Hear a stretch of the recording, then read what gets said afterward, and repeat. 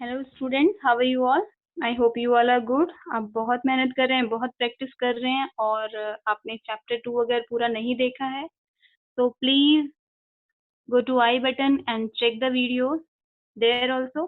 And in this video we will do the next part of 2.5 exercise. 2.5 exercise में हम question number 1 2 3 4 5 6 7 8 9 and 10 we have done till question number 10 और आज हम करेंगे question number 11 से। तो अभी तक जिस भी क्वेश्चन में आपको कहीं भी प्रॉब्लम आई है आप कमेंट करके बता सकते हैं। ठीक है, आप जाके प्लेलिस्ट चेक कीजिए और इस चैप्टर का इंट्रोडक्शन अगर आपने नहीं देखा है तो प्लीज एक बार उसको जरूर देख लेना, क्योंकि इंट्रोडक्शन से ही आपका मेन बेस स्टार्ट होता है। ठीक है, तो today we will start with question number 11। तो what is given in the question number 11?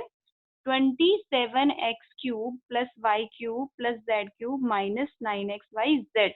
ठीक है, ये क्वेश्चन है और इसे हमें करना है फैक्टराइज। तो इससे प्रीवियस वीडियो में मैंने आपको बताया था कि कौन सी आइडेंटिटी का हम यूज करने वाले हैं आगे इन क्वेश्चंस में। क्वेश्चन नंबर 11, 12, 13, 14 इन चारों ही क्वेश्चंस में हम एक बहुत इंपॉर्टेंट आइडेंटिटी का यूज करने वाले हैं। और कौन सी है वो आइडेंटिटी मैंने आपको बताया भी था। Yes, we will use the identity if we have x cube plus y cube plus z cube and minus 3xyz. Okay, that will be equal to, wait, that will be equal to x plus y plus z within bracket x square plus y square plus z square minus xy minus yz minus zx. So this is the identity. तो ये identity किससे मिलती जुलती है?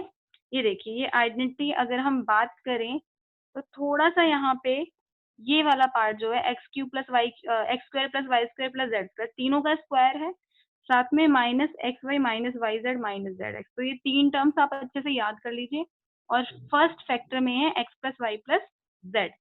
तो ये सारी terms आपको अच्छे से लर्न कर लेनी है। एक बार फिर से मैं बता देती हूँ आपको how to right this.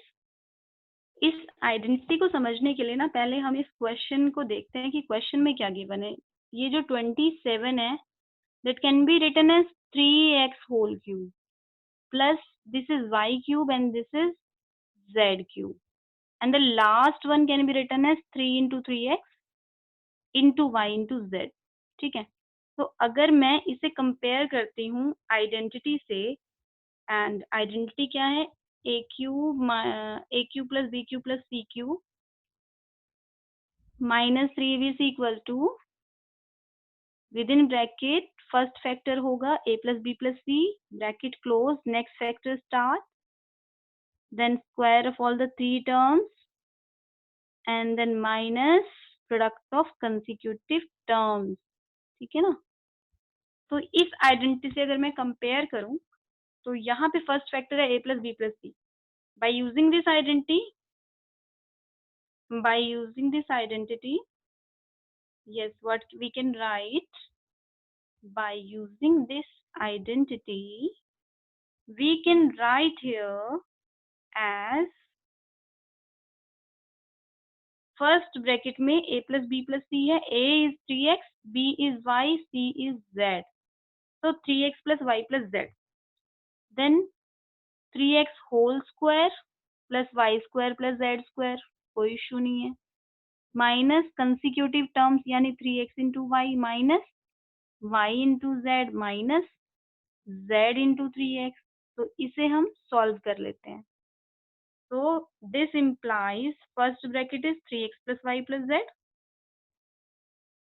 and second is 9x square plus y square plus z square minus 3xy minus yz and minus 3zx। ठीक है, तो this is our 11th question. तो 11th क्वेश्चन में हमने किस आइडेंटिटी का यूज किया? We have used this identity see, a cube plus b cube plus c cube,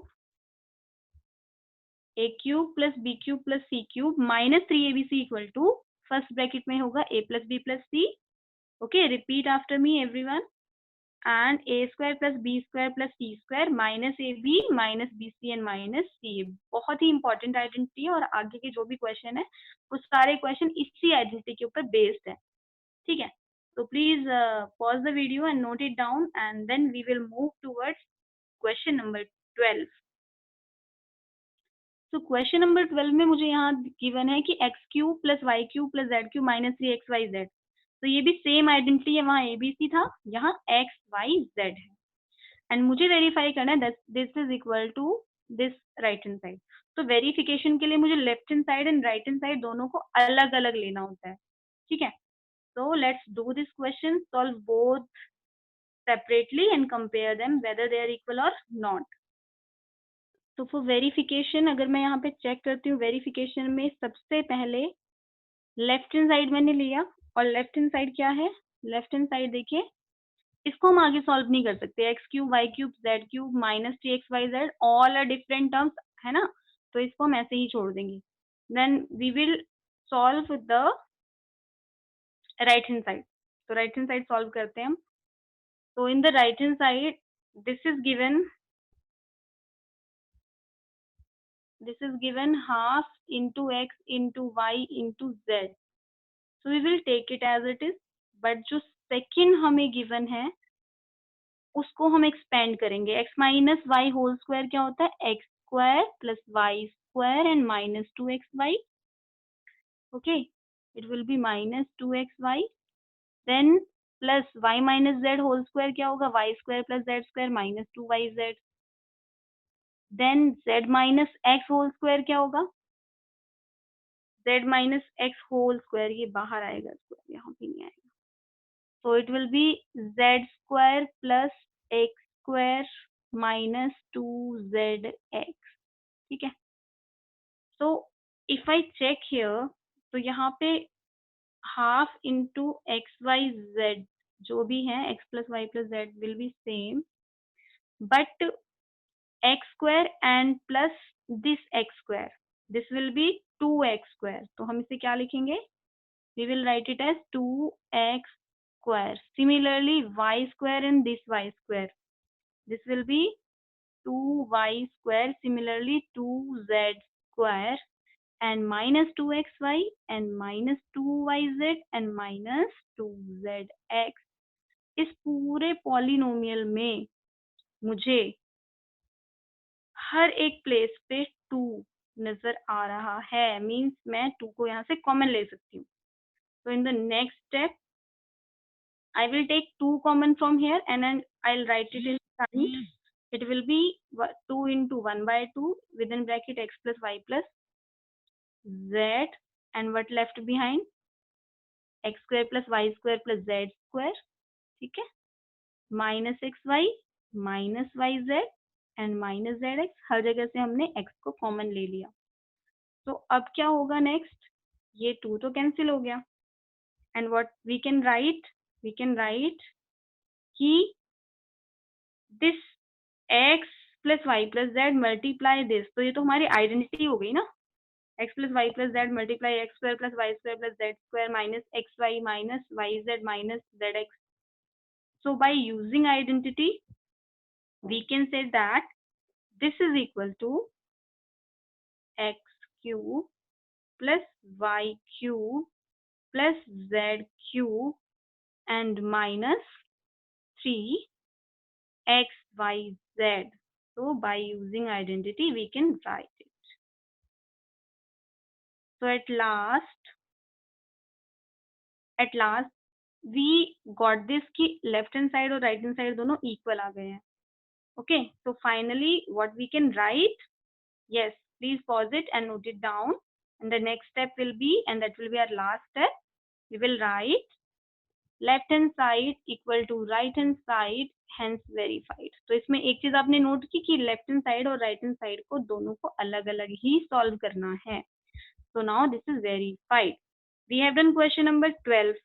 Now come back to question number 13. 13 में क्या गिवन है कि if x plus y plus z equal to 0, तो आपको ये prove करना है कि x cube plus y cube plus z cube equal to 3xy plus 3xyz के इक्वल होगा। तो ये भी हम जो ये है ना, इसे हम नेक्स्ट क्वेश्चन में एज अ आइडेंटिटी यूज करेंगे। Let us see how to do this.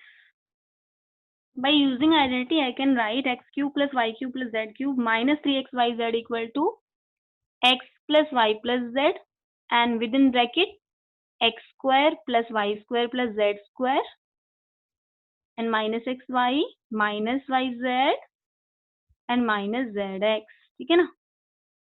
तो अगर हम यहाँ चेक करें, इसकी वैल्यू को अगर हम 0 रखें, देन व्हाट हैपन, क्योंकि ये तो 0 के इक्वल गिवन है ना क्वेश्चन में, then we can take कि x cube plus y cube plus z cube minus 3xyz किसके इक्वल आएगा, 0 multiply x square plus y square plus z square minus xy minus yz and minus zx।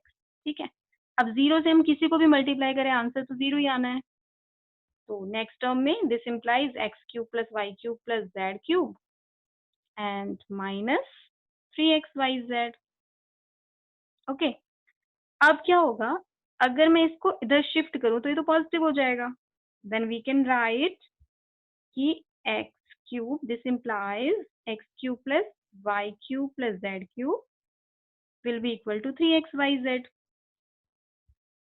okay, will be equal to 3xyz। so hence proved। तो यही हमें prove करना था, hence proved। so by using identity we can prove that।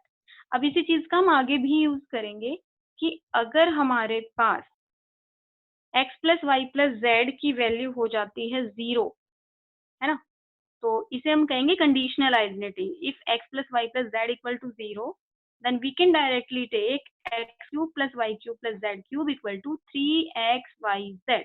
I repeat again, if x plus y plus z equal to 0, then we can directly take, हम directly ले सकते हैं कि x cube plus y cube plus z cube equal to 3xyz के equal होगा। So let us see question number 14 now।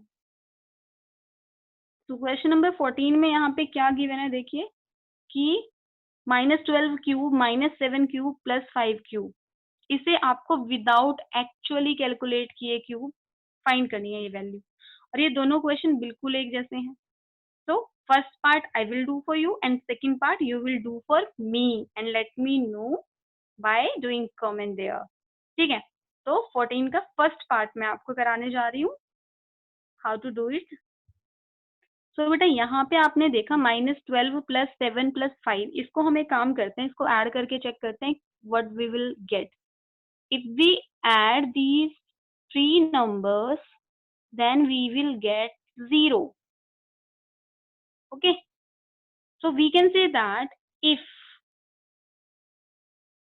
x is taken as -12, y is taken as 7 and z is taken as 5, then what happened here, x plus y plus z equal to 0।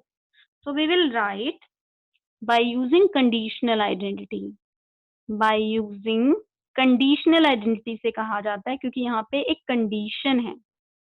क्या condition है यहाँ पे, by using conditional identity, if condition ये है कि अगर x plus y plus z 0 हो जाता है, then x cube plus y cube plus z cube will be equal to 3 into x into y into z, या हम डायरेक्ट कहेंगे 3xyz। so it will be 3xyz। तो x की जगह पे हमने क्या रखना है, -12, so we can say -12 cube, y की जगह पे 7 cube plus 5 cube equal to क्या होगा, 3 मल्टीप्लाई -12 मल्टीप्लाई 7 मल्टीप्लाई 5।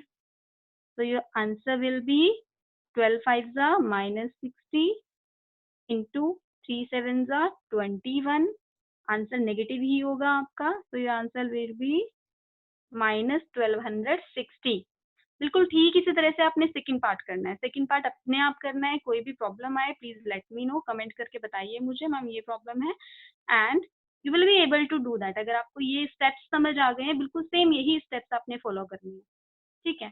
तो ये था क्वेश्चन नंबर 14। एक पार्ट मैंने किया, एक पार्ट आप करेंगे, और हम नेक्स्ट करते हैं 15th क्वेश्चन।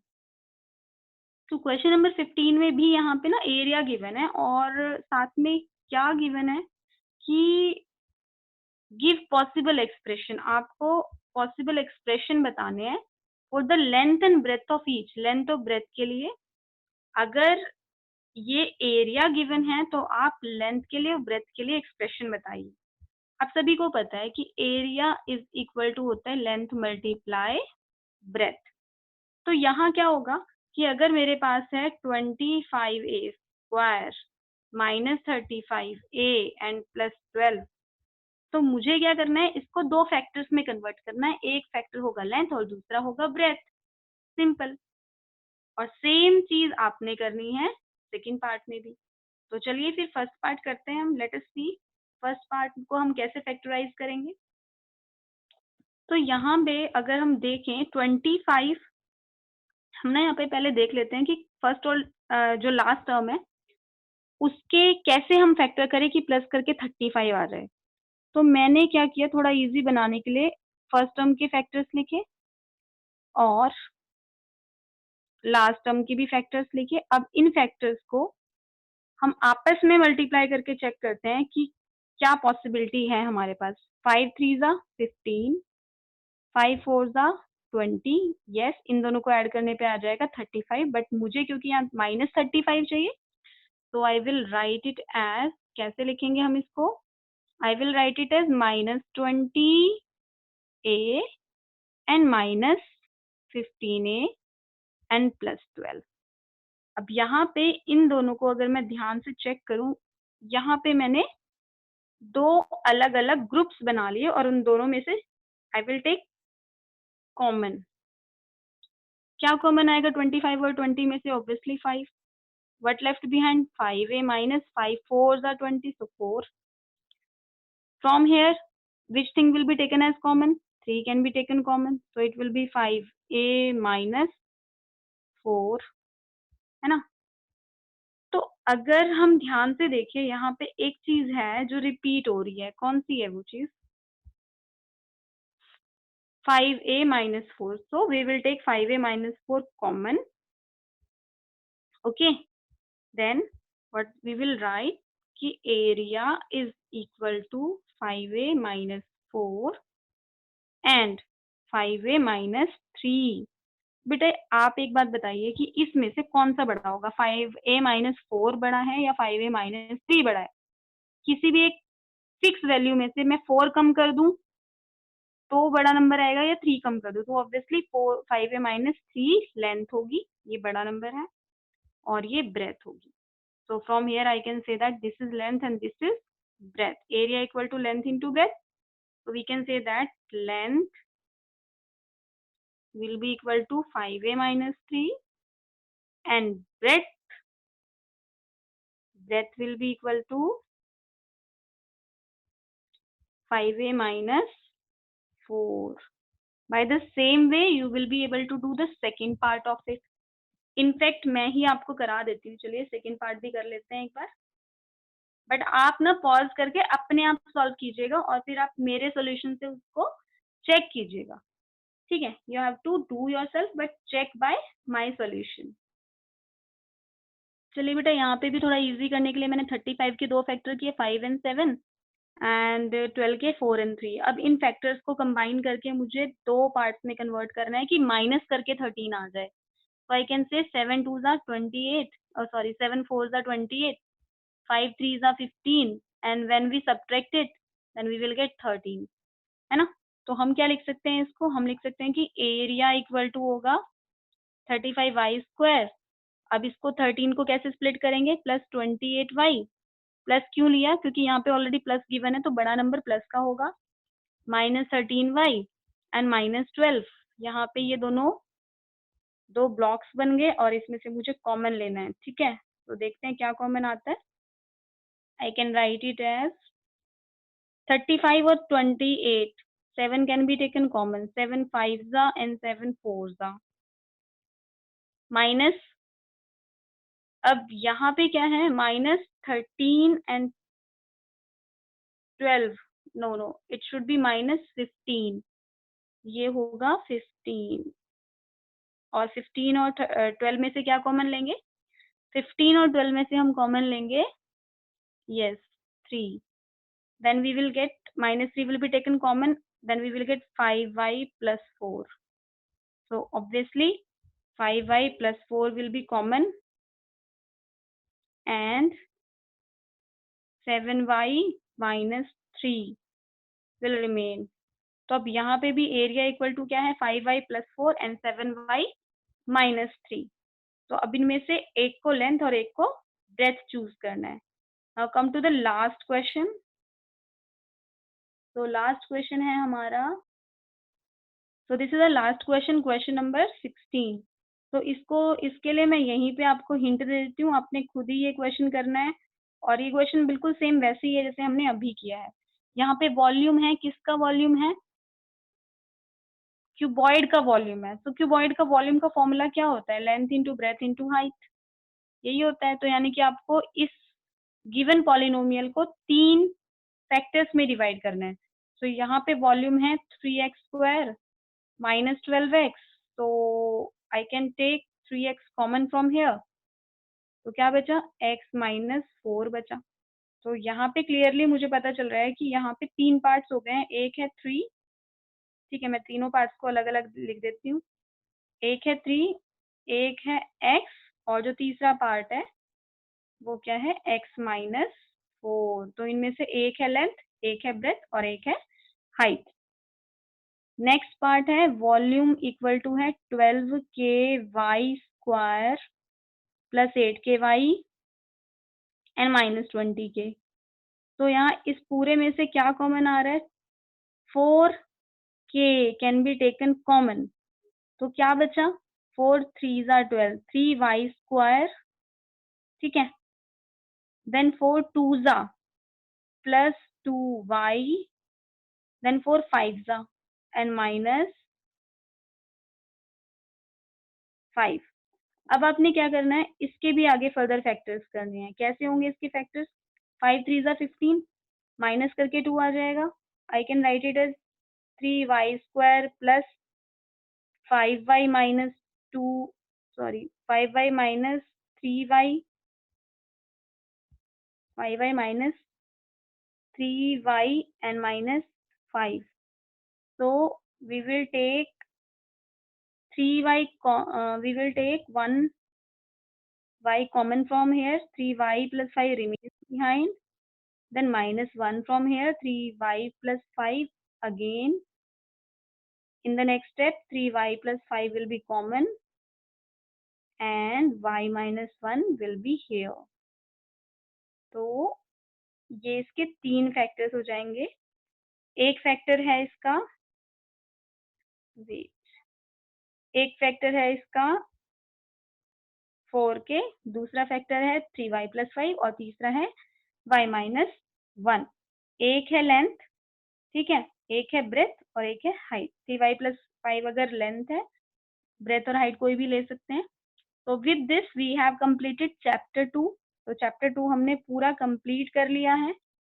ओके, आप डिस्क्रिप्शन बॉक्स, सॉरी, आप प्लेलिस्ट में जाके चेक कर सकते हैं. अच्छे से एक बार चेक करिए, कहीं पे कोई प्रॉब्लम है तो कमेंट कीजिए. अगर आपको पसंद आ रहा है, कोई भी डाउट है तो आप पूछ सकते हैं. अगर आपको एक्सप्लेनेशन पसंद आई है तो प्लीज कमेंट कीजिए. Thank you so much. अगर आपको एनसीईआरटी के किसी भी चैप्टर में कहीं भी प्रॉब्लम है, then you can comment and tell me. अगर आपको वीडियो पसंद आई है तो ऐसी और वीडियो आपको मिलती रहे, इसके लिए नोटिफिकेशन बेल जरूर दबाएं और please subscribe the channel so that you will get all the notification of the chapter. And if you are facing any difficulty in any topic or any particular chapter of NCERT, you can comment me here. I will upload that soon. Okay, तो आप मुझे कोई भी topic जहाँ difficulty आ रही है आप share कर सकते हैं. And thank you so much for watching.